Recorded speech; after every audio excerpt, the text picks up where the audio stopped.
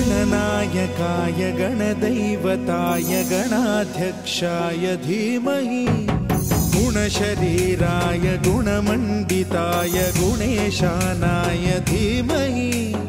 गुणातीताय गुणाधीशाय गुणप्रविष्टाय धीमहि एकदन्ताय वक्रतुण्डाय गौरीतनयाय धीमहि गजेशानाय भालचन्द्राय श्रीगणेशाय धीमहि